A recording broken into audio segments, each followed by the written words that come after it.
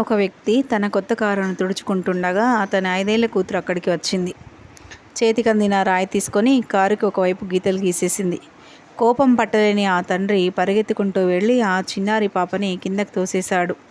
అంతేకాకుండా ఆ తప్పుకు శిక్షగా ఆ చిన్నారి చేతుల మీద చితక్కొట్టేశాడు. కాసేపటికి కోపం తగ్గాక ఆ తండ్రి తన కూతుర్ని తీసుకొని ఆసుపత్రికి పరిగెత్తాడు. అక్కడి వైద్యులు చాలా కృషి చేశారు. కానీ తండ్రి కొట్టిన దెబ్బలకి చిన్నారి చేతి వేళ్ళు ఎంతలా దెబ్బతిన్నాయంటే ఆమె 2 చేతుల వేళ్ళని తీసివేయడం తప్ప మరో మార్గం లేదని చెప్పేశారు.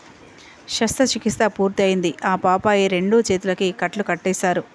మెలకువ వచ్చాక పాపాయి అమాయకంగా చెప్పింది, నాన్నా, నీ కారు పాడు చేశాను, నన్ను క్షమించు. అంతేకాదు, ఆ తర్వాత ఇంకా ప్రశ్నించింది, నా వేళ్ళు మళ్ళీ ఎప్పటికి పెరుగుతాయి అని.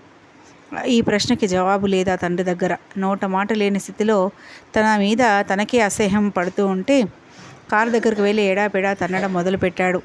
తనేం చేస్తున్నాడో తనకే అర్థమయ్యేసరికి నిస్పృహ ఆవరించింది. కారు ముందు కూలబడిపోయాడు. అప్పుడు కన్నీళ్లతో నిండిన కళ్ళల్లోంచి చూస్తుంటే మసకమసగా అక్షరాలు కనిపించాయి.